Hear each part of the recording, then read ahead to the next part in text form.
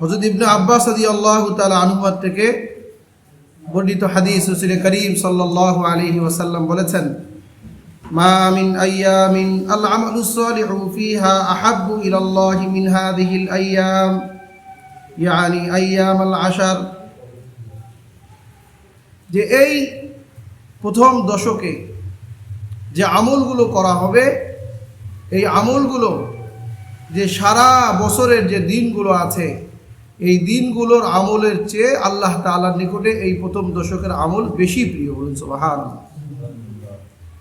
তো ক্বালু ইয়া রাসূলুল্লাহ ওয়ালাল জিহাদ ফি সাবিলিল্লাহ, আমরা জানি আল্লাহর রাস্তায় সংগ্রাম করা, জিহাদ করা কত বড় ফজিলতের কাজ। এজন্য সাহাবায়ে কেরাম আল্লাহ রাসূলকে জিজ্ঞেস করলেন যে জিহাদ ফি সাবিলিল্লাহর চেয়েও কি বেশি গুরুত্বপূর্ণ, বেশি প্রিয়? ক্বালা ওয়ালাল জিহাদ ফি সাবিলিল্লাহ, হ্যাঁ, যে জিহাদ ফি সাবিলিল্লাহর চেয়েও বেশি প্রিয়। ইল্লা রাজুলুন খারাজা বিনাফসিহি ওয়া মালিহি ফালাম ইয়াজি' মিন যালিকা বিশাই। বুখারী শরীফের 969 নম্বর হাদিস, আবু দাউদ শরীফের 2438 নম্বর হাদিস। তো রাসূল করিম সাল্লাল্লাহু আলাইহি সাল্লাম বললেন যে শুধুমাত্র ওই ব্যক্তি যে নাকি তার জান মাল সব নিয়ে আল্লাহর রাস্তায় বের হয়ে গেল আর কোনো কিছুই নিয়ে ফিরল না, মানে সব কিছু সে আল্লাহর রাস্তায় উৎসর্গ করে দিল, এই ব্যক্তি ছাড়া আর যত ব্যক্তি যত নেক আমল করুক, সমস্ত আমলের চেয়ে এই দশকের আমল আল্লাহ তাআলার নিকটে বেশি প্রিয়। হযরত জাবের রাদিয়াল্লাহু তাআলা আনহু থেকে বর্ণিত, রাসূল করিম সাল্লাল্লাহু আলাইহি ওয়াসাল্লাম বলেছেন, আফদালু আইয়ামিদ দুনিয়া আইয়ামুল আশারি যিল হিজ্জাহ, যে দুনিয়ার সর্বোত্তম দিনগুলো হলো জিলহজের 10 দিন। এই দশকে আমরা কি কি আমল করতে পারি এ সম্পর্কে তিরমিজি শরীফের 758 নম্বর হাদিস দুর্বল সূত্রে বর্ণিত, আবু হুরায়রা রাদিয়াল্লাহু তাআলা আনহু থেকে বর্ণিত হয়েছে, মা মিন আইয়ামিন আহাব্বু ইলাল্লাহি আন ইউতাআব্বাদা লাহু ফিহা মিন আশারি যিল হিজ্জাহ ইয়াদিলু সিয়ামি কুল্লি ইয়াউমিন মিনহা বিসিয়ামি সানাহ ওয়া কিয়ামু কুল্লি লাইলাতিন মিনহা বিকিয়ামি লাইলাতুল কদর।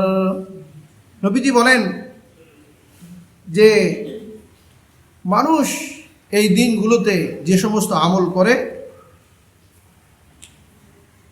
তো এই প্রথম দশকে যে আমলগুলো করা হয় অন্য অন্য দিনের আমলের চেয়ে আল্লাহ তাআলার নিকটে সবচেয়ে বেশি প্রিয়।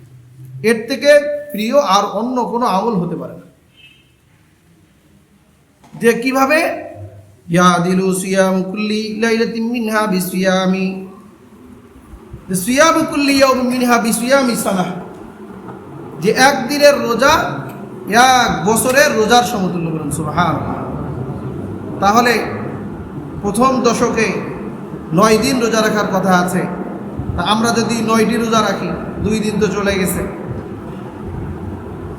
হয়তো কারো রাখা হয়নি, আরও 7 দিন আছে আগামী শুক্রবার পর্যন্ত। তো এই 7 দিন যদি আমরা রোজা রাখি, আল্লাহ পাকের কাছে আমরা আশা করতে পারি যে 7 বছর রোজা রাখলে যে সওয়াব, আল্লাহ তাআলা সেই সওয়াব আমাদেরকে রাখবেন। আর ওয়া কিয়ামু কুল্লি লাইলাতিন মিনহা বিকিয়ামি লাইলাতুল কদর, আর প্রত্যেক রাত্রির ইবাদত লাইলাতুল কদরের সমান। যে জানি যে একটি লাইলাতুল কদরের কি পরিমাণ দাম, তাহলে 1000 মাস থেকে শ্রেষ্ঠ। আর আমি যদি এই 9 দিনে, তখন তো আর 7 দিন, 8 দিন আছে, এই দিনগুলোতে যদি একটু রাত্রিতে ইবাদত করি, ঈদের রাত সহ, তাহলে লাইলাতুল কদরে যে পরিমাণ আল্লাহ তাআলা ফজিলত দান করেন, ঠিক অনুরূপ ফজিলত দান করেন। তো যদি সারা রাত ইবাদত করতে আমরা সক্ষম না হই, কমপক্ষে এশার নামাজের পরে 2-4 রাকাত নামাজ আদায় করলাম।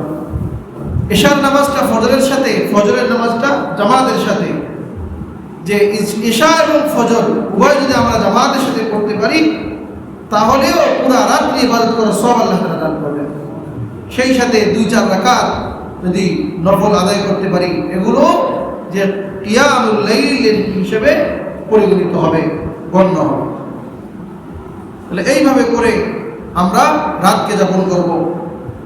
যে এই রাত্রিতে ইবাদত করা সম্পর্কে পূর্ব যুগের ফুকাহা মুহাদ্দিসিন যারা ছিলেন তারা কি পরিমাণ গুরুত্ব দিয়েছেন এ সম্পর্কে তাজকিরাতুল হুফাজ কিতাবের মধ্যে আসছে, লাতাইতুল মাআরিফ সেখানেও আসছে যে প্রখ্যাত তাবী সাঈদ ইবনে জুবায়ের রাহমাতুল্লাহি আলাইহি তিনি বয়ান করেছেন, লা তুতফিউ সুরুজাকুম লায়ালিল আশর, যে তোমরা এই 10 রাত্রিতে তোমাদের ঘরের বাতিসমূহ নিভিয়ে ফেলো না, অর্থাৎ ঘুমিয়ে পড়ো না, দাঁড়িয়ে ইবাদত করো।